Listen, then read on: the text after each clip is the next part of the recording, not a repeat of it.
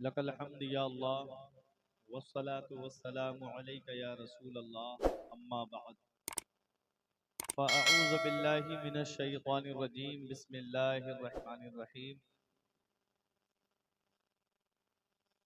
क़ाल अल्लाहु तबारक व तआला फ़िल क़ुरआनिल मजीद वल फ़ुरक़ानिल हमीद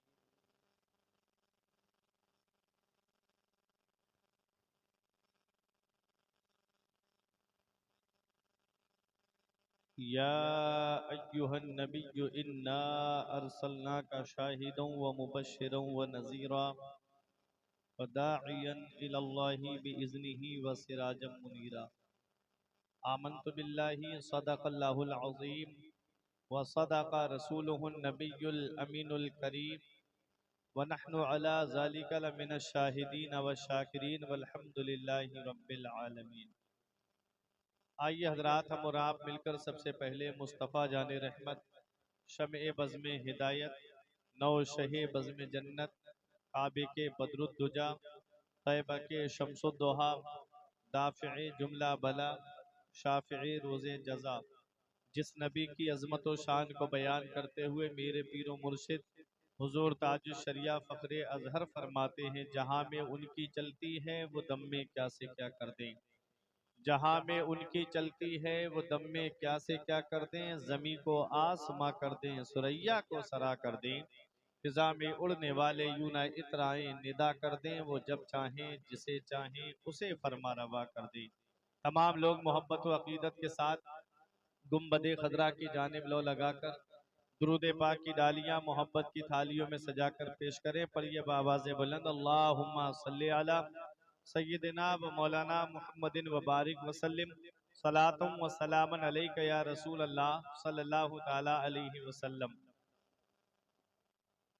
इमाम इश्क व मोहब्बत हुजूर सैयदी सरकार आला हजरत अजीमुल बरकत इरशाद फरमाते हैं, हश्र तक डालेंगे हम पैदाइशे मौला की धूम, मिसले फारस नजद के किले गिराते जाएंगे और खाक हो जाएं अदू जलकर मगर हम तो रजा, दम में जब तक दम है जिक्र उनका सुनाते जाएंगे। और मेरे इमाम का एक शेर और उसी के तनाजुर में तकरीर, और फिर अपनी जगह से मैं हटता हूँ। मेरे इमाम फरमाते हैं, करनो बदली रसूलों की होती रही, करनो बदली रसूलों की होती रही, चांद बदली का निकला हमारा नबी, और सब चमक वाले उजलों में चमका किए, सब चमक वाले उजलों में चमका किए, अंधे शीशों में चमका हमारा नबी। जो पैगंबर इस दुनिया में तशरीफ लाए, अल्लाह तबारक व ताला ने इंसानों की रुश्दो हिदायत के लिए बेशुमार अंबिया किराम को भेजा। हर पैगंबर किसी न किसी पैगंबर की चमक में काम करता रहा। हजरत आदम जा रहे हैं, अपने बेटे हजरत शीश से फरमा रहे हैं, बेटा जिस चमक में मैं काम करता रहा, जिस रोशनी में मैं काम करता रहा, तुम भी उसी चमक में काम करना। हजरत शीश जा रहे हैं, वो अपने बेटे को यही नसीहत करके जा रहे हैं कि जिस चमक में मैं काम करता रहा, जिस रोशनी में मैं काम करता रहा, ठीक उसी चमक में काम करते रहना। हजरत इब्राहीम अलैहिस्सलाम आए, और जब आप दुनिया से जा रहे हैं तो अपने बेटे हजरत इस्माइल से फरमा रहे हैं कि बेटा जिस चमक में मैं काम करता रहा, उसी चमक में काम करते रहना, उसी रोशनी में काम करते रहना। हजरत ईसा अलैहिस्सलाम को जब अल्लाह तबारक व ताला ने आसमानों पर उठा लिया, हजरत ईसा अलैहिस्सलाम से लेकर मेरे नबी की आमद तक 570 या 71 साल का जमाना गुजर गया। कोई पैगंबर नहीं आया, कोई रसूल नहीं आया, कोई नबी नहीं आया। क्या हाल हो गया था मक्के वालों का। आज हमारे यहाँ का तरीका तो ये है कि अगर एक महीना हमारी मस्जिद का इमाम, हमारी बस्ती का आलिम हमको मसाइल शरइया बयान ना करे तो हमारी कौम की हालत कहाँ से कहाँ पहुँच जाती है। आजकल एक नया मामला चल रहा है, लोग यूट्यूब पर देख करके मसाइल बयान कर रहे हैं। अरे जिन मसाइल को समझने के लिए इन उलमाए किराम को 10-15 साल लग जाते हैं, वो 5 मिनट की क्लिप में मसला समझ लेगा, वो 6 मिनट की क्लिप में मसला समझ लेगा। जो जिसका काम है उसी को ज़ेबा देता है, जो जिसका काम है उसी को करना चाहिए। अगर कोई सिलाई करने वाला है, उससे आप मकान की चुनाई कराएंगे, क्या वो मकान की चुनाई कर पाएगा? जो मकान बनाने वाला है, उसे ला करके आप मस्जिद में मुसल्ले पे खड़ा करेंगे, क्या वो नमाज पढ़ा पाएगा? तो जिसका काम है उसी को ज़ेबा देता है। ए प्यारे मुसलमानों, ये दस्तार बंदी के आप प्रोग्राम में आए हैं, रहमतुल लिल आलमीन कॉन्फ्रेंस में आप आए हैं, कुछ पैगाम लेकर के जाइएगा। मैं आज बताऊंगा, अगर वक्त मिला तो ये हुफ़ाज़े किराम की शान क्या है। आज हमारी ज़हनियतें बदल गई, आज हमारी सोचें बदल गई। हम सोचते हैं कि बच्चा डॉक्टर बनेगा तो कामयाब हो जाएगा, हम सोचते हैं कि बच्चा प्रोफेसर बनेगा तो कामयाब हो जाएगा, हम सोचते हैं कि बच्चा मास्टर बन गया तो कामयाब हो जाएगा। आओ मदीने वाले मुस्तफ़ा से पूछते हैं, क्या दौलत वाला कामयाब है, क्या पैसे वाला कामयाब है? तो आज भी गुंबदे खजरा से आवाज आती है, खैरुकुम मन तअल्लमल कुरआन व अल्लमहु, तुम में का बेहतर वो है जो कुरान सीखे और दूसरों को सिखाए। पता चला कुरान सीखने वाला बेहतर है, पता चला कुरान सिखाने वाला बेहतर है। ये कौन फरमा रहे हैं? मदीने वाले मुस्तफ़ा फरमा रहे हैं। लेकिन आज हमारी सोचें बदल गई, आज हमारी ज़हनियतें बदल गई, आज हमारे तौर तरीके बदल गए। आज हमने सिनेमा हॉल तो आबाद कर दिए, लेकिन मस्जिदें वीरान कर दी। आज हमने हमारे घरों के जायजे लिए जाएं तो अगर किसी के पास 5 बेटे हैं तो हर बेटे के पास अलग अलग मोबाइल है और कीमती मोबाइल हैं। आप जरा देखिए तो सही, हालात हमारे इतने आगे बढ़ते जा रहे हैं। अगर कोई नई फिल्म रिलीज होती है तो मुसलमान 3-3 हजार के टिकट खरीद करके पहला शो देखने के लिए जाते हैं कि हम उसकी फिल्म को हिट कराएंगे, उसकी फिल्म को जो हमें जानता तक नहीं, उसकी फिल्म को जो हमें पहचानता तक नहीं। काश तुमने मदीने वाले मुस्तफ़ा से सच्ची मोहब्बत की होती, काश तुमने करबला के हुसैन आजम से सच्ची मोहब्बत की होती, काश तुमने मखदूम अशरफ जहांगीर सिमनानी से सच्ची मोहब्बत की होती। अपनी दौलत सबको प्यारी होती है, अपना मुल्क सबको प्यारा होता है, अपना वतन सबको प्यारा होता है। अरे जो 5 साल के लिए कुर्सी पर बैठ जाए, उसकी नियत ये रहती है कि मेरे पास से ये कुर्सी ना जाए, मेरे पास से हुकूमत खत्म ना हो। कुर्बान जाओ मखदूम अशरफ जहांगीर सिमनानी पर, जिन्होंने सिमनान की बादशाहत को लात मार दी और फकीराना लिबास पहन करके सिमनान छोड़ करके कि छोचा मुकद्दसा की सरजमीन पर, जहां पर कोई आबादी नहीं थी, वहां आकर के कयाम किया। और दुनिया जानती है, जब से उन्होंने अल्लाह अल्लाह में अपने आप को लगाया, जब तक सिमनान के बादशाह थे तो सिर्फ सिमनान और कुर्बो जवार के लोग जानते थे। जब बादशाहत को ठोकर मारी है और किछोचा में आकर के अल्लाह अल्लाह में लग गए हैं, अल्लाह ने वो मकाम अता फरमा दिया, वो शान अता फरमा दी, वो रिफात अता फरमा दी कि जब तक दुनिया बाकी रहेगी मखदूम अशरफ जहांगीर सिमनानी को लोग याद करते रहे। वजह क्या है? वजह क्या है? वो भी कुरान के हाफिज थे, किरते सबा के कारी थे। जरा शान तो आप देखिएगा, मैं आपको बताता हूँ।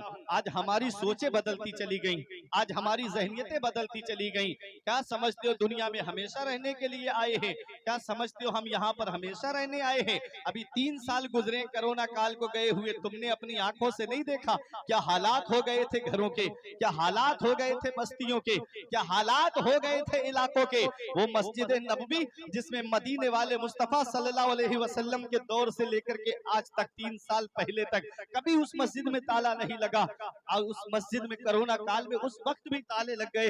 अल्लाह अकबर, तुमने देखा नहीं क्या हालात हो गए थे? तवाफ़े काबा कभी नहीं रुकता है, लेकिन वो दौर ऐसा आया जिसमें तवाफ़े काबा रुक गया। कभी इन हालात को आपने देखा नहीं? ये कुर्बे कयामत है, ये कयामत की निशानियां है। आज हम हालात को नहीं देखते, बस एक दूसरे की मुखालिफत में लगे हुए हैं। कोई आलिमों की बुराई करता है, कोई हाफिजों की बुराई करता है, कोई मदरसों की बुराई करता है, कोई मस्जिदों के नाम पर बुराइयां करता हुआ नजर आता है। ये हालात आज हमारी कौम के हो गए। दुनिया तुम्हें मिटाने के लिए तुली हुई है, न संभलोगे तो मिट जाओगे हिंदी मुसलमानों, तुम्हारी दास्तां तक भी ना होगी दास्तानों में। क्या समझते हो पहले के मुसलमान तादाद में कम थे, आज के मुसलमान तादाद में ज्यादा हैं। पहले इतनी दौलत नहीं थी जितनी दौलत आज है, पहले इतने मुसलमान नहीं थे जितने मुसलमान आज है, पहले मुसलमान इतने पावरफुल नहीं थे जितने पावरफुल आज है। लेकिन क्या वजह है कि वो मुसलमान कामयाब रहे? वो 313 थे तो लरसता था जमाना, आज हम करोड़ों हैं तो करते हैं गुलामी। वजह उसकी उसकी ये है कि हमारे दिल से नबी की सच्ची मोहब्बत निकल गई है, हमारे दिल से नबी का सच्चा प्यार निकल गया है, हमारे दिल से नबी की सच्ची अकीदत निकल गई है। इसी का फायदा दुनिया ने उठाया। कोई कहता है इसराइल इस्लाम को मिटाना चाहता है, कोई कहता है इसराइल इस्लाम को मिटाना चाहता है, कोई कहता है अमेरिका इस्लाम को मिटाना चाहता है। अरे मैं आपसे पूछता हूँ, तुम्हारे पास इस्लाम का बचा क्या है? तुम्हारे चेहरे जो इस्लामी थे वो अमेरिका ने छीन लिए, तुम्हारा लिबास जो इस्लामी था वो यूरोप कल्चर ने तुम्हारा इस लिबास इस्लामी लिबास को छीन लिया। आज चेहरा देखो तो चेहरे से मुसलमान नहीं लगते, लिबास देखो तो लिबास से मुसलमान नहीं लगते, लेकिन दावा है कि नबी से सच्ची मोहब्बत करते हैं, दावा है कि नबी से सच्चा इश्क करते हैं। ये हाल है मुसलमानों का। अरे नबी के आशिक तुम्हारी तरह नहीं होते हैं। मेरे बुजुर्गों ने कहा अगर कोई तुमसे ये कहे कि तुम नबी के आशिक हो तो खामोश हो जाओ। क्यों? क्योंकि अगर ये कहोगे कि मैं नबी का आशिक हूँ तो झूठ हो जाएगा। नबी का आशिक और दाढ़ी मुंडाए, नबी का आशिक और लिबास इस्लामी ना पहने, नबी का आशिक और नमाजें छोड़ दे, नबी का आशिक और अपने उलमा की तौहीन करता फिरे, नबी के आशिक की ये शान नहीं होती। अरे नबी का आशिक देखना है तो उसको देखो जिसके पैर सलामत रही थे। अल्लामा खादिम हुसैन रज़वी को देखो जिनके पैर सलामत रही, लेकिन आप 2 मंजिल पे रहते थे, पता चला गिरफ्तारी वारंट जारी हो गया है। लोग नबी के नामूस पर पहरा देने की वजह से आपको गिरफ्तार करके ले जाना चाहते हैं। अपनी औलाद से कहा बेटो मुझे नीचे ले जा करके दरवाजे पे बिठा दो। बोले क्यों? कहा पुलिस महकमे के लोग जब आए मुझे ऊपर देख के ये ना कह दे कि पुलिस की डर की वजह से ऊपर जा करके छुप गया है। कहा मैं नबी के नाम पर जा रहा हूँ। अल्लाह अकबर। जब गिरफ्तार करके ले जा रहे थे तो पैरों से माजूर थे। एक पुलिस महकमे के इंसान ने एक तरफ का बाजू पकड़ा, दूसरे ने दूसरे तरफ का बाजू पकड़ा और घसीटते हुए ले जा रहे थे। आप मुस्कुराते हुए जा रहे थे। पूछा कि आप मुस्कुरा रहे हैं तो कहते हैं मेरी ये हालत मेरे नबी पर पोशीदा नहीं है, मैं अपने मेरे नबी मेरी हालत को भी देख रहे हैं, मेरे नबी मेरी मोहब्बत को भी देख रहे हैं। पूरी जिंदगी अल्लामा खादिम हुसैन रज़वी इसके रसूल का ये पैगाम देते रहे कि उन्हें जाना उन्हें माना, न रखा गैर से काम, लिल्लाहिल हम्द में दुनिया से मुसलमान।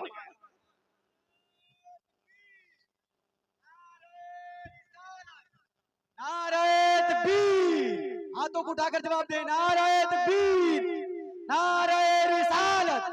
जश्न रहमतुल लिल आलमीन कॉन्फ्रेंस हजरत अल्लामा मौलाना मुफ्ती फुरकान रज़ा मंजरी साहब किबला। नारे तकबीर, नारे रिसालत। वाह वाह वाह। तो नबी के सच्चे आशिक बनो, नबी के सच्चे दीवाने बनो, नबी से सच्ची मोहब्बत करने वाले बनो। याद रखो प्यारे मुसलमानों, जो नबी के सच्चे आशिक होते हैं दुनिया उनका कुछ नहीं बिगाड़ सकती। मेरे आका हुजूर सल्लल्लाहु ताला अलैहि वसल्लम रहमतुल लिल आलमीन बनके तशरीफ लाए हैं और आप रहमतुल लिल आलमीन कॉन्फ्रेंस में तशरीफ लाए हो। आज भाई भाई में बुराई हो जाए तो भाई भाई को माफ नहीं करता है, बाप बेटे में नाराजगी हो गई, बाप बेटे एक दूसरे को माफ नहीं कर रहे हैं, बहनोई साले में बुराई हो गई तो बहनोई और साला एक दूसरे को माफ नहीं कर रहा है। आओ जरा नबी की सीरत तो देखो, आओ जरा नबी का पैगाम तो देखो। मदीने वाले मुस्तफा की सीरत हमें क्या पैगाम देती है, नबी की सीरत हमें क्या दर्श देती है। आओ जरा देखो वो सीरत मैं आपके सामने पेश कर दूं।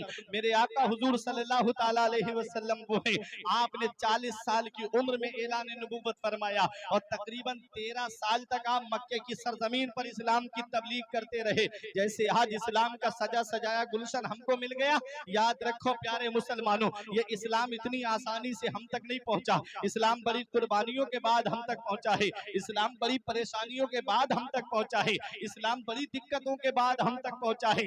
मेरे आका ने इस इस्लाम को हम तक पहुंचाने के लिए कितनी परेशानियों का सामना किया। तारीख का वो बाब आपके सामने रख दिया जाए तो आपकी आंखों से आंसू निकल आएंगे। जब मेरे आका इस्लाम की तबलीग के लिए अपने हुजरे से बाहर तशरीफ लाए, मेरे आका के रास्ते में कांटे बिछा दिए गए, ऐसे नुकीले कांटे कि अगर तलवा तोड़ करके बाहर आ जाए तो प्यारे मुसलमानों खून बहने लगे। ऐसे ऐसे नुकीले कांटे। उस वक्त अगर मेरे आका ये कह के अपने हुजरे में वापस चले जाते कि मैं तुम्हारे लिए जन्नत का रास्ता हमवार कर रहा हूँ और तुम मेरे रास्ते में कांटे बिछा रहे हो, अरे मैं तुमको जन्नत में ले जाना चाहता हूँ और तुम लोग मेरे ही रास्ते में कांटे बिछा रहे हो, मुझे क्या पड़ी है कांटे कांटों से अपने तलवे जख्मी कराने की। अगर ये कह के आका वापस चले जाते तो आज ये इस्लाम हम तक नहीं पहुंचता, आज ये मजहब हम तक नहीं पहुंचता, आज ये शरीयत हम तक नहीं पहुंचती। मेरे आका ने इरशाद फरमाया, तुम मेरे रास्ते में कांटे बिछाते रहो, मैं तुम्हारे रास्ते में फूल बिछाता रहूंगा। मेरे आका तबलीग के लिए बाहर तशरीफ लाए, एक जालिम ने ऐसा पत्थर निशाना बांध करके मारा कि मेरे आका की मुकद्दस पेशानी पे आकर के लगा। नबी की मुकद्दस पेशानी से खून बहने लगा।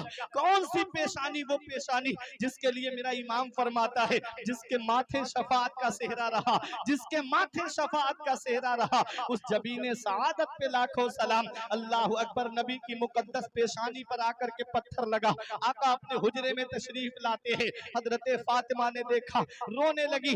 उनकी आवाज सुनकर दूसरी शहजादियां आ गईं। दूसरी शहजादियों की आवाज सुन करके उम्मुल मुमिनीन हजरत खदीजतुल कुबरा बाहर आई। देखा नबी की पेशानी पर खून लगा हुआ है। आप आई और आकर के आपने पानी, कपड़े को पानी में भिगोया और मुकद्दस पेशानी से खून के असरात को दूर किया। और आप रोती हुई कह रही थी, आका अल्लाह ताला आपकी मेहनतों को जाय नहीं फरमाएगा। आज की अगर कोई औरत होती तो कह देती, आपको क्या पड़ी है पत्थर खाने की, आपको क्या पड़ी है खून बहाने की। अल्लाह अकबर। लेकिन वो उम्मुल मुमिनीन थी, हजरत खदीजतुल कुबरा थी। कहती है, आका अल्लाह आपकी मेहनतों को जाय नहीं फरमाएगा। मेरे आका हुजूर सल्लल्लाहु अलैहि वसल्लम ने ये इस्लाम हम तक पहुंचाने के लिए कितनी परेशानियों का सामना किया। ये गाने सुनने वाली कौम क्या जाने नबी ने कितनी कुर्बानियां दी है। ये 2.5 घंटे की फिल्में देखने वाली कौम क्या जाने कि नबी ने कितनी परेशानियों का सामना किया है। आज इस कौम के पास IPL देखने के लिए वक्त है, लेकिन नबी की सीरत सुनने के लिए वक्त नहीं है। इस कौम के पास आज फिल्में देखने के लिए वक्त है, लेकिन नबी की सीरत सुनने के लिए वक्त नहीं है। कौन सा मुंह लेके जाओगे महबूबे दावर के सामने, कौन सा चेहरा लेकर जाओगे शाफे महशर के सामने। मेरे आका ने कितनी कुर्बानियां दी है। तुम क्या समझते हो हम दुनिया में हमेशा रहने आए हैं? अरे जो लम्हा नबी के जिक्र में गुजर जाए वो तुम्हारे काम आएगा, जो लम्हा अल्लाह के जिक्र में गुजर जाए वो तुम्हारे काम आएगा। लेकिन हमारा हाल क्या हो गया? हम चौराहों पे तो घंटों बैठे रहेंगे, लेकिन 10 मिनट मस्जिद में जाकर के लगते अल्लाह की इबादत करने नहीं जाएंगे। नबी के जिक्र की महफिल में 2-3 घंटे नहीं बैठेंगे, और आएंगे तो मजे के लिए आएंगे। कोई खतीब लतीफा सुना रहा है कि नहीं सुना रहा है, हंसी मजाक की बातें कर रहा है कि नहीं कर रहा है। लाखों रुपये ऐसे ही खर्च कर दिए जाते हैं। हुजूर नजीब मिल्लत महरारा शरीफ से एक पैगाम देते हैं, जिसको आप भी अपने दिल की तख्ती पे लिख लो।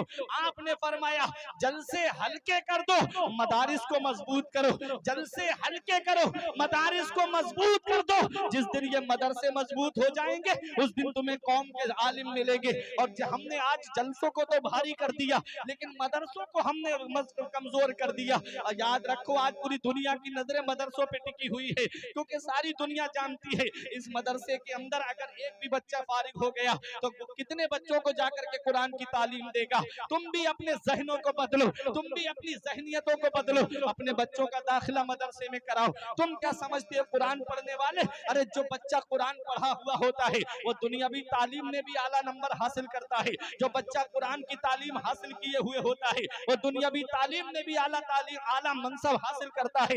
देख लो, मैं आपको बताना चाहता हूँ ये मदरसे क्या है। इन मदरसों को हिकारत की निगाह से ना देखो। अरे ये मदरसे ही तो है जिसके जरिए तुमको मुसल्ले पे खड़ा होने वाला इमाम मिलता है। अरे ये मदरसे ही तो है जहाँ तुमको तकरीर सुनाने वाला खतीब मिलता है। याद रखो प्यारे मुसलमानों, जिस दिन ये मदरसे बंद हो गए उस दिन मुसल्ले पे खड़ा होने के लिए इमाम तक नसीब नहीं होगा। घर के बतासे रखे रह जाएंगे, कोई मिलाद पढ़ने वाला तक नसीब नहीं होगा।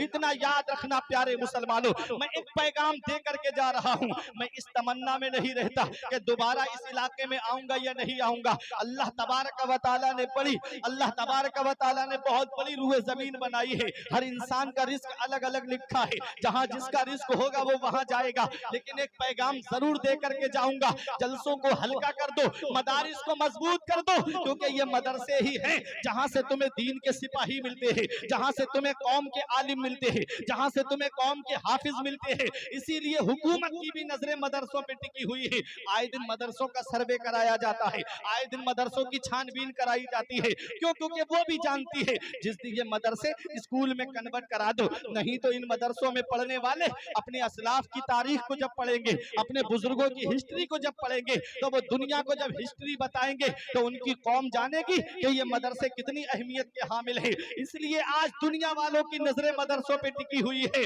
और ये मदरसों को मामूली मत समझो। अरे जब जब कौम परेशान हुई है तो इस कौम की हिफाजत के लिए कोई यूनिवर्सिटी का लेक्चरर नहीं आया है, कोई कॉलेज का प्रोफेसर नहीं आया है, किसी हॉस्पिटल का डॉक्टर नहीं आया है। अगर कौम की हिफाजत के लिए कोई आगे बढ़ा है तो वो मदरसे का आलिम ही बड़ा है। आपको बताओ,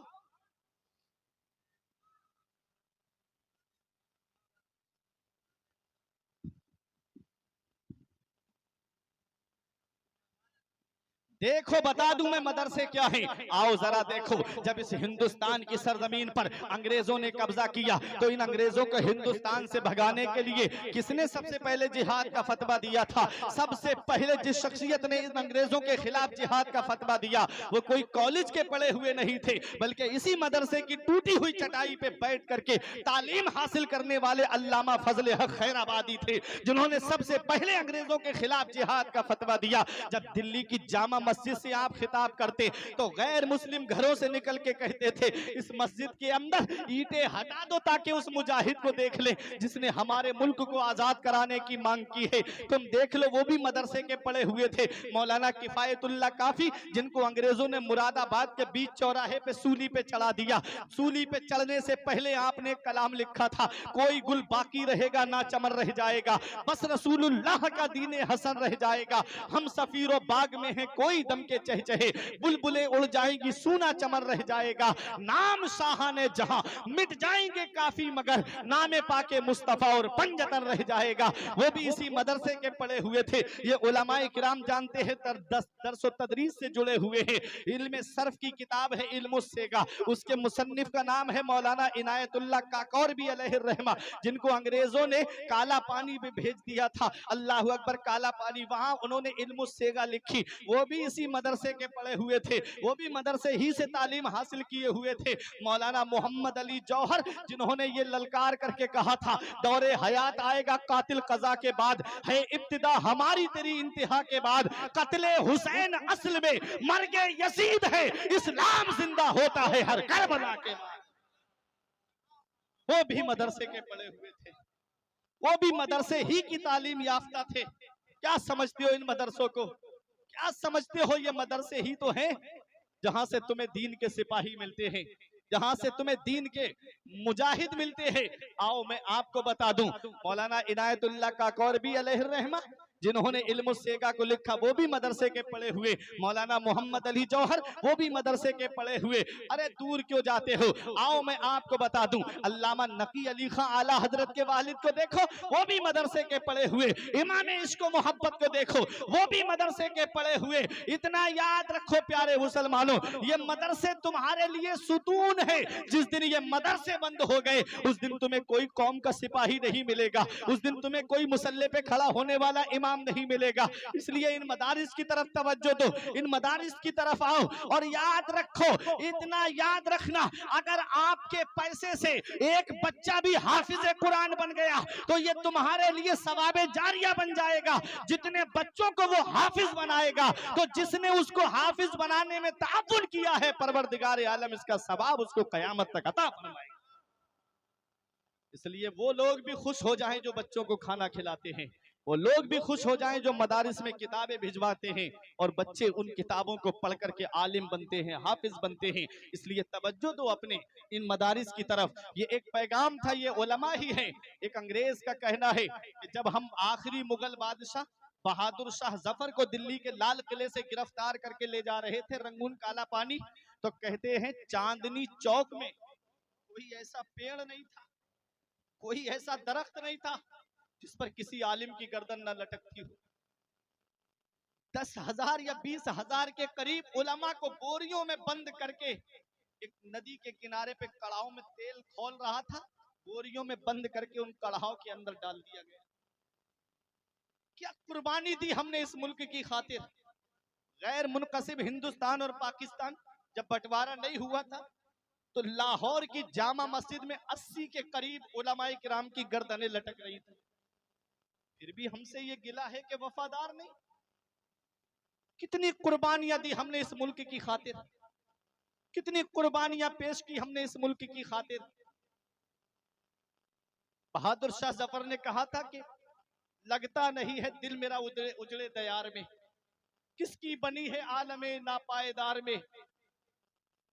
उम्रे दराज मांग के लाए थे 4 दिन, 2 आरज़ू में कट गए 2 इंतजार में। कितना है कम नसीब जफर दफन के लिए, 2 गज जमी भी ना मिली अपने दयार में। ये कुर्बानियां हैं मुसलमानों की, जिन्होंने अपनी कुर्बानियां इस मुल्क की खातिर पेश की। और जिन्होंने इन उलमाए, आप देखें इंडिया गेट पे जाकर के 1 लाख स्वतंत्रता सेनानियों के जो नाम लिखे हैं, जिन्होंने देश आजाद कराने में हिस्सा लिया है, उनमें 76,000 नाम मुसलमानों के लिखे हुए हैं। ये हाल है, जाकर के देखें कितने मुसलमानों ने अपनी जान की कुर्बानी पेश की और कितने उलमाए किराम ने अपने मुल्क की हिफाजत की खातिर कुर्बानियां पेश की। जो उलमाए किराम थे वो मदरसे ही के तो पढ़े हुए थे। तो ये मदरसे जो हैं, यहां से नबी की सीरत का पैगाम दिया जाता है, नबी के पैगाम को आम करने का पैगाम दिया जाता है। इसलिए अपने मदारिस की तरफ तवज्जो दो, अपने मदरसे के उलमा की तरफ तवज्जो दो। ये हुफ्फाज़ किराम आप देख रहे हैं, इस मदरसे से 3 लोगों ने कुरान करीम को हिफ्ज किया, इनके सीने में कुरान महफूज है। ये कुरान वो अल्लाह की किताब है कि मेरे आका फरमाते हैं कुरान करीम की तिलावत जब कोई करता है तो उसका एक सिरा बंदे के हाथ में होता है और दूसरा सिरा परवरदिगार आलम के दस्ते कुदरत में होता है।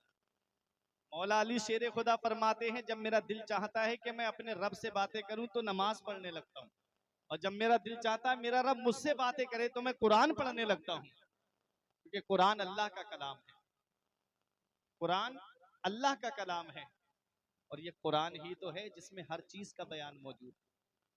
अल्हम्दुलिल्लाह ये लम्बुआ की सरजमीन है, यहाँ दुनियावी तालीम याफ्ता लोग भी बैठे हैं, तजर्बेकार लोग भी बैठे हैं, हमारे बुजुर्ग, हम मुझसे उम्र में ज्यादा, मुझसे ज्यादा तजर्बा रखने वाले भी रखते हैं। कुरान वो अल्लाह की किताब जिसमें हर चीज का बयान है। अभी चंद्रयान 3 का मामला चला, चंद्रयान 3 चांद पर, लेकिन इससे पहले भी 1969 में 3 लोग चांद पर गए। कितने लोग गए? 3 लोग, कॉलिन बुश, एल्ड्रन, उन तीनों के नाम आप गूगल पे सर्च कर सकते हैं। मैं सिर्फ एक बात बताना चाहता हूँ कि जो 3 लोग चांद पर गए, क्या उसका जिक्र कुरान में आया कि नहीं आया? कुरान तो 1450 साल पहले नाजिल हुआ और वो 1969 में गए, तो कभी आपने सोचा उसका जिक्र कुरान में आया है कि नहीं आया है? देखो कुरान में हर चीज का बयान है, बशर्त के इतना इल्म होना चाहिए, इतनी सलाहियत होनी चाहिए, इतनी काबिलियत होनी चाहिए। हर सफेद गोली सिफ्टरॉन की नहीं होती है। हर दाढ़ी टोपी वाले को मौलाना मत समझ लेना, ऊंची टोपी लगा ली और दाढ़ी लंबी है तो आप सोचो ये मौलाना है। और जल्दी आदमी मौलवियों पे उंगली उठा देता है ना, एक आध आदमी से इस तरह की हरकतें देख ले। आजकल वो सोशल मीडिया का दौर है, कोई दाढ़ी लगा के टोपी लगा के डांस करता है, शॉर्ट वीडियो बना करके फिर वो शेयर करते, देखो मौलवी क्या कर रहे हैं।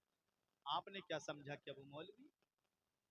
नहीं, आपको क्या पता उसके बारे में? क्या पता वो मौलवी ना हो तो ये मौलवियों की तौहीन नहीं हो जाएगी, तौहीन का गुनाह नहीं पड़ेगा आपको।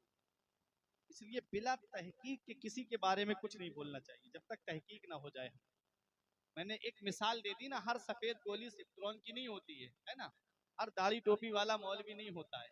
कुछ लोग वो होते हैं पूरी जिंदगी गुनाहों में गुजारते रहे, आखिरी वक्त जब पहुंचा तो दाढ़ी रख ली और ऊंची टोपी लगा ली, और ये ऐसे लोग ज्यादा मिलते हैं।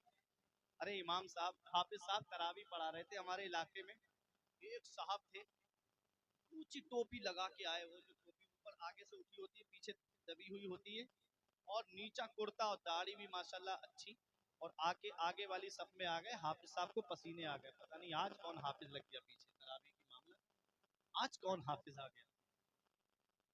वो उन्होंने चालाक बहुत थे, उन्होंने सोचा कि यार पता लगाऊंगी क्या है।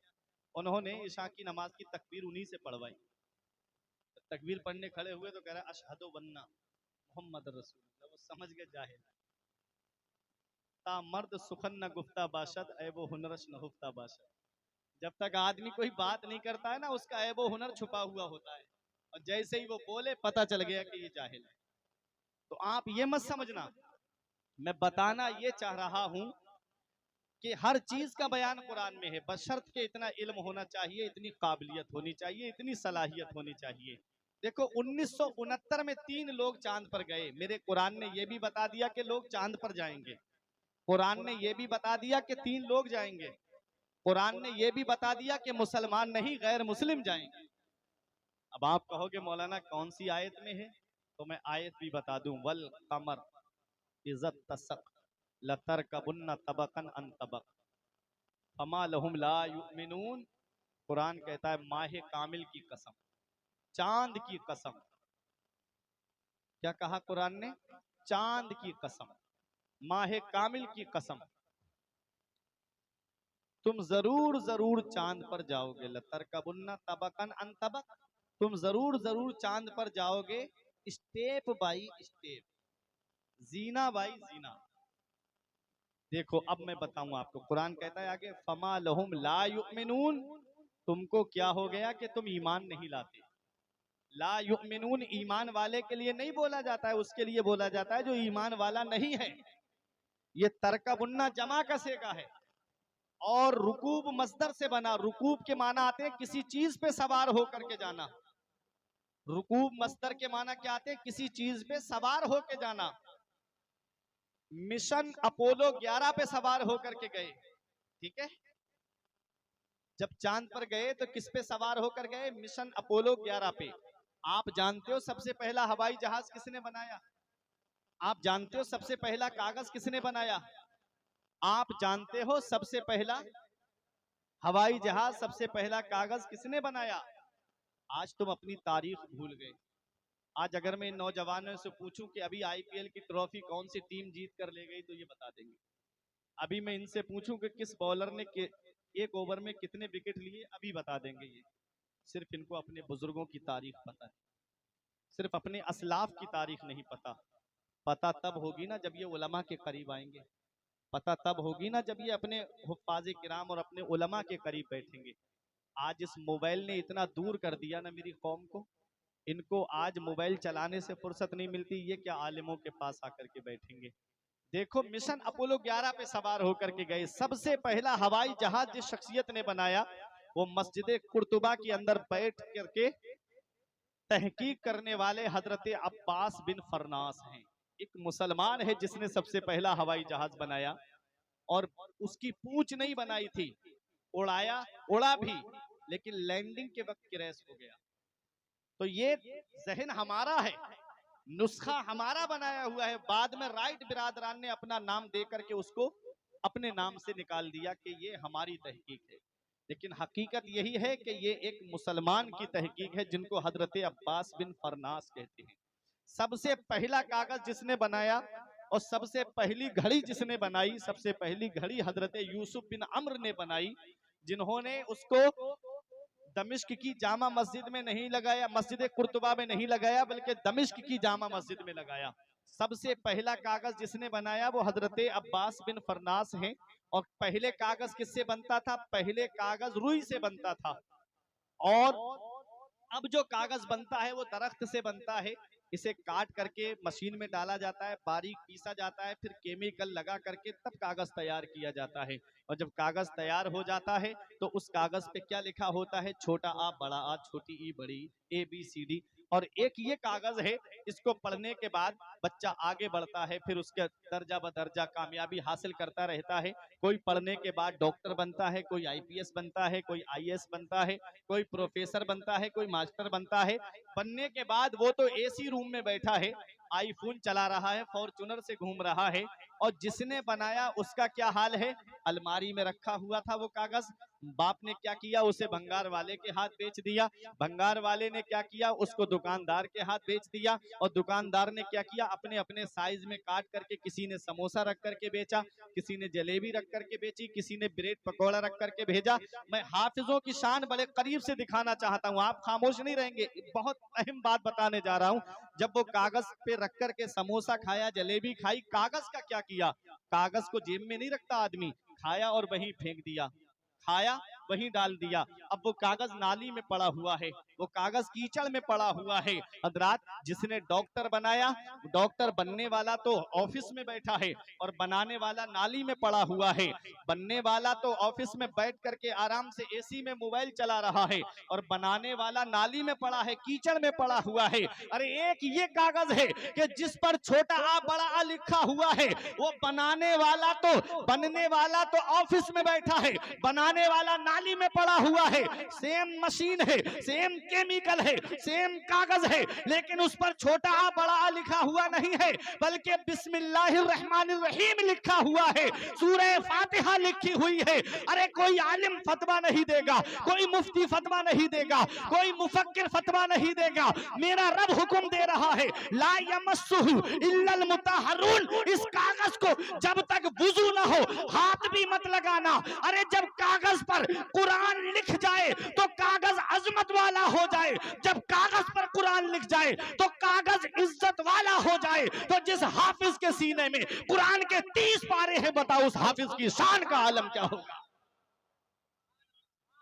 जिस हाफिज के सीने में कुरान के 30 पारे हैं, उस हाफिज के सीने का आलम क्या होगा। मेरे आका इरशाद फरमाते हैं, बाअमल हाफिज कुरान के जिस्म को कब्र में मिट्टी नहीं खाती है। जब हाफिज कब्र के अंदर जाएगा, बाअमल हाफिज कुरान जब कब्र के अंदर जाएगा तो रब हुक्म देगा, जमीन इसके सीने को मत खाना। वो कहेगी, मौला मैं इसके सीने को कैसे खा सकती हूँ, इसके सीने में तेरा कलाम मौजूद है, इसके सीने में मौला तेरा कलाम मौजूद है। बताओ, कुरान जिस सीने में आ जाए उस सीने को कब्र में मिट्टी नहीं खाएगी। तो सोचो, जिन हाफिजों ने कुरान हिफ्ज किया है उनकी शान का आलम क्या होगा। अरे जिन्होंने अपने बच्चों को गरीबी की आड़ नहीं बनाया, जो जिनके बच्चे कमाने के लायक थे, लेकिन माँ ने गुर्बत का पत्थर सीने पे रख लिया, बाप ने गुर्बत को आड़ ना बनाया, अपने बच्चों को मदरसे में भेजा, तालीम हासिल करने के लिए भेजा। उन बच्चों ने कुरान को जब हिफ्ज कर लिया, क़यामत के दिन उनके माँ बाप को क्या मिलेगा। तो मेरे आका इरशाद फरमाते हैं, मन करा अल कुरान व अमिला बिमा फी यलबिसु वालिदाहु ताजा यौमल क़ियामती दौहु अहसनो का दौल शम्स। जो कुरान पढ़े और उस पर अमल करे, अल्लाह उसके माँ बाप को क़यामत में ऐसा ताज अता फरमाएगा जिसकी रोशनी आसमान के चांदो सूरज से भी ज्यादा हो। सोचो, माँ बाप को जब ताज मिलेगा तो जिनके सीने में कुरान हिफ्ज है उनकी शान का आलम क्या होगा। इसीलिए कहता हूं, बख्शिश की राह मोमिनो आसान बना लो, बख्शिश की राह मोमिनो आसान बना लो, अपने लिए निजात का सामान बना लो। दुनिया की किताबों पे नजर बाद में रखना, बच्चों को पहले हाफिज कुरान बना। पहले बच्चों को मदरसा भेजो, फिर उसके बाद भेजो कॉलेज और यूनिवर्सिटी में, फिर देखना तुम्हारे बच्चों का के जहन का क्या हाल होता है। फिर आप देखना तुम्हारे बच्चों की जहनियत कहां से कहां उनको लेके जाती है। अरे 7 दिन में कुरान हिफ्ज करने वाले हमारे अंदर मौजूद है। जब इमाम आजम अबू हनीफा के पास में एक माई, जब उनके शौहर का साया सर से उठ गया, सोचा लाओ बच्चे को मैं मदरसे में भेज दूं, तो लेकर के आई इमाम आजम अबू हनीफा के पास। 7 साल के करीब वो बच्चे की उम्र थी, 7 या 8 साल। बच्चा बहुत खूबसूरत था। इमाम आजम अबू हनीफा ने देखा कि ये बच्चा बहुत छोटा है, कहीं ये फितने का सबब ना बन जाए। आपने हिकमत के तहत उस माँ से ये कहा कि माई, मेरे मदरसे में वो बच्चा दाखिला लेता है कि जो हाफिज कुरान होता है। आपने सोचा ये था कि ये ले जाएगी और वहीं अपनी बस्ती में किसी आलिम या हाफिज के पास पढ़वा करके, जब ये हाफिज कुरान बन जाएगा 2-3 साल के बाद, तो इसकी दाढ़ी भी निकल आएगी और बड़ा भी हो जाएगा। इस हिकमत के तहत आपने फरमाया था, जब उस माही से ये कहा कि माई, हमारे मदरसे में उनका दाखिला होता है जो हाफिज कुरान होते हैं, तो वो माई उदास हो गई। उस बच्चे ने अपनी माँ का हाथ पकड़ के कहा, माँ वापस चल, अब हाफिज कुरान बन के आएंगे, हाफिज कुरान बन के आएंगे। जब घर पे गई 7 दिन के बाद फिर आ गई। आपने कहा माई तूने मेरा कॉल नहीं सुना था, मैंने क्या कहा, मेरे मदरसे में वही बच्चा दाखिला लेता है जो हाफिज कुरान होता है। तो माँ ने कहा था हाफिज कुरान बना के लाई हूँ, हाफिज कुरान बना के लाई हूँ। कहा 7 दिन में? कहा हाँ हुजूर 7 दिन में।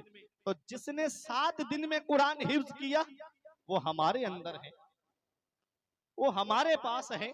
उसी को दुनिया वाले, आज पूरी दुनिया वाले इमाम मोहम्मद के नाम से याद करते हैं, जिन्होंने हदीस की किताब मुअत्ता इमाम मोहम्मद लिखी, जो आज भी दरसे निजामी के निसाब में शामिल है। तो कुरान पढ़ने वालों से अच्छा जहन किसका होगा? कुरान की तालीम हासिल करने वालों से अच्छी जहनियत किसकी होगी? इसलिए पहले अपने बच्चों को डॉक्टर बनाने से पहले कुरान की तालीम दो, क्योंकि जब कुरान की तालीम उसके पास होगी तो वही दवा लिखेगा जो मरीज के अंदर बीमारी होगी। वो मेडिकल वालों से कमीशनें खाता नहीं फिरेगा। जब तुम्हारा बच्चा कुरान का हाफिज या आलिम होगा तो सुनो, जब प्रोफेसर बनाओगे तो वो किसी से घूस नहीं लेगा, बल्कि वो गरीबों की मदद करता हुआ नजर आएगा जब कुरान की तालीम उसके पास होगी। इसलिए प्यारे मुसलमानों, एक अच्छा मुआशरा बनाने के लिए पहले अपने बच्चों को मदरसा भेजो, पहले अपने बच्चों को दीनी तालीम सिखाओ, पहले 1-2 घंटा किसी आलिम के पास में बिठाओ, फिर उसके बाद स्कूल भेजना, फिर उसके बाद कॉलेज भेजना, ताकि उनके ईमान की हिफाजत भी हो जाए। वरना यूनिवर्सिटियों में, कॉलेजों में ईमान के लुटेरे बैठे हुए हैं, कैसी कैसी प्रार्थनाएं सुबह सुबह कराई जाती हैं जिससे ईमान चला जाता है। आप खुद जाकर के देख लीजिएगा, मैं बताना नहीं चाहता। जब तुम्हारा बच्चा कुरान पढ़ा हुआ होगा, आलिम होगा, कुरान को जानने वाला होगा, तो वो अपनी जुबान से कभी शिरकी या कलिमात नहीं निकालेगा, कभी अपनी जुबान से ऐसे कलमे नहीं बोलेगा जिससे उसका ईमान चला जाए। इसलिए अपने बच्चों को पहले कुरान की तालीम दो, पहले हदीस की तालीम दो, फिर उसके बाद दुनियावी तालीम में आप डालना। जब कुरान और हदीस की तालीम उसके पास होगी तो वो यही कहेगा कि जमाना खफा है तो क्या गम है इसका, जमाने को ठोकर लगाए चला जा, जमाना ही एक दिन तेरे साथ होगा, तू आका को अपने मनाए चला जा। तो ये एक पैगाम था। जल्दी मुझको जाना था, लेकिन जो वक्त अल्लाह ने तकदीर में लिखा है उसी वक्त में बोलना है और उसी वक्त में ये जाना है। दुआ करें अल्लाह ताला मेरी परेशानी को दूर फरमाए। किस तरह से आया वो तो ये हजरत जानते हैं, हजरत अल्लामा अब्दुल हफीज साहिब किबला, इनकी मोहब्बतें रहीं, अल्लाह इन मोहब्बतों को सलामत रखे। वक्त काफ़ी हो गया, मैं ज़्यादा देर आपका वक्त ले गया, 10 मिनट का मैंने वक्त लिया था, 1 घंटे करीब होने जा रहा है। ठीक है, मैं किसी और मौके पे इंशाअल्लाह आऊँगा तो आपको मैं मुकम्मल बयान सुनाऊँगा। बस एक पैगाम मेरा यही था कि अपने बच्चों को मदरसा भेजो, कुरान की तालीम सिखाओ, है ना। कुरान की तालीम जब तुम्हारे बच्चों के पास होगी तो बच्चे किसी भी मोड़ पर जो है वो फेल नहीं होंगे, बल्कि हर मोड़ पर कामयाब नजर आएंगे। और कुरान की तालीम जिसके पास होती है वो मुजाहिद होता है, मुजाहिद होता है। गौसे आजम का नाम हम लेते हैं ना, 12वीं आने वाला है ना। देखो घड़ी की सुई आपने देखी है, पहले 11 बजते हैं, फिर 12 बजते हैं, फिर 1 बजता है ना। कभी गौर किया आपने, पहले 11, फिर 12, फिर 1। 11वीं वाला 12वीं वाले से मिलाता है और 12वीं वाला एक अल्लाह वहदहू ला शरीक से मिलाता है।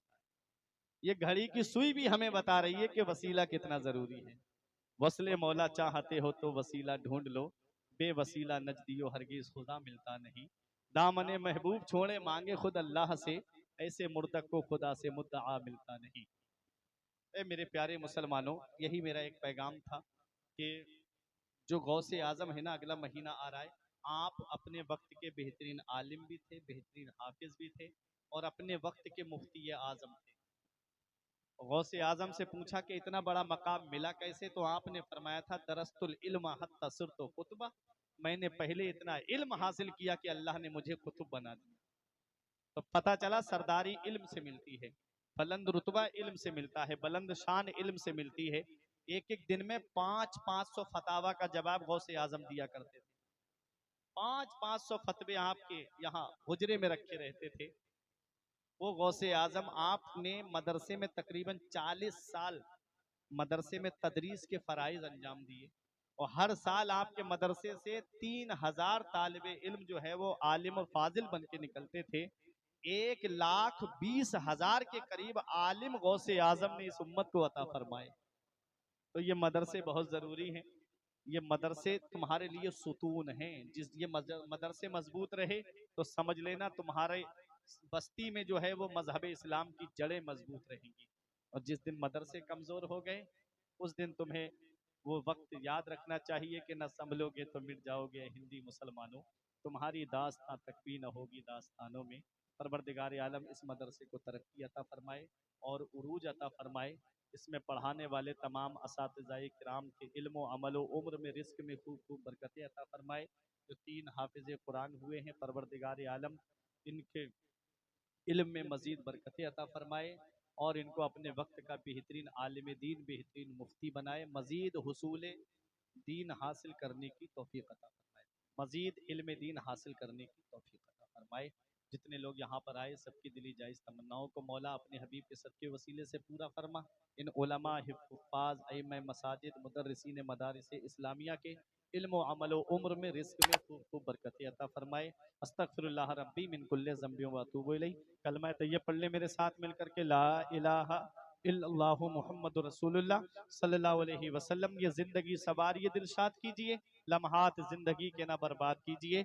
जब मकसद हयात इबादत खुदा की है, पढ़िए नमाज, मस्जिदें आबाद कीजिए। सभी के सामने एक दिन ज़रूर आता है, ये हुस्न फ़ानी है लेकिन गुरूर आता है। और लंबुआ वालों, किसी क्रीम से पाउडर से कुछ नहीं होता, नमाज पढ़ने से चेहरे पे नूर आता है।